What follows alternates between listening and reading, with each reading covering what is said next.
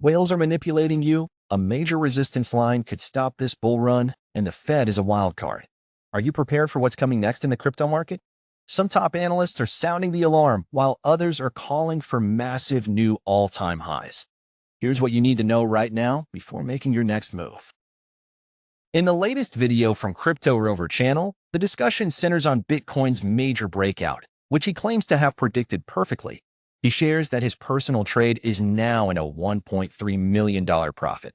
Despite the upward momentum, he points out a significant risk. Bitcoin is currently testing a historical resistance line that has stopped previous bull runs in 2017 and 2021. His final target for Bitcoin in this cycle is between $130,000 and $140,000, a level he says is supported by several technical patterns. Crypto Rover's bullishness is hard to miss, especially with his $140,000 Bitcoin target. It's interesting that he's sticking to a prediction he made way back in the bear market. His plan to take profits on his Ethereum leverage trade while holding his spot position seems like a balanced approach to managing risk in a very hot market. Just recently, after Bitcoin broke its all-time high, the market saw a very sharp sell-off, reminding everyone how quickly things can turn. This volatility aligns with his point about record ETF inflows potentially marking temporary peaks.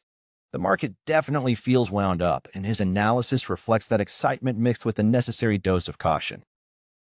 In the latest video from Lark Davis, he explains that Bitcoin's biggest moves aren't random. They happen when financial conditions are loose.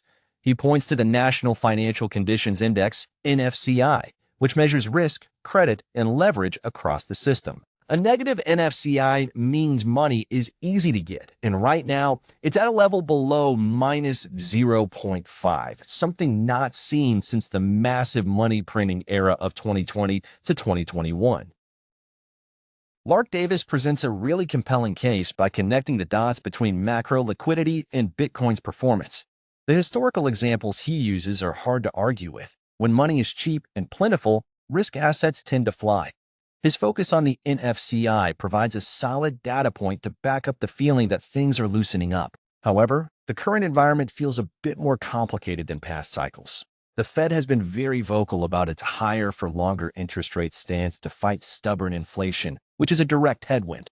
While political pressures, especially in an election year, might force their hand, it's not the clear-cut, full-steam-ahead money printing we saw in 2020. It seems the stage is being set, but the main event might not start until the U.S. Fed officially joins the rate-cutting party that other global banks have already started.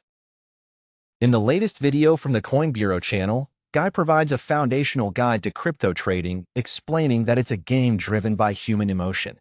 He points out that the crypto market's massive volatility, where 10 to 30% daily swings are common, creates intense feelings of greed and fear. These emotions produce predictable price patterns, which is why technical analysis can be so effective.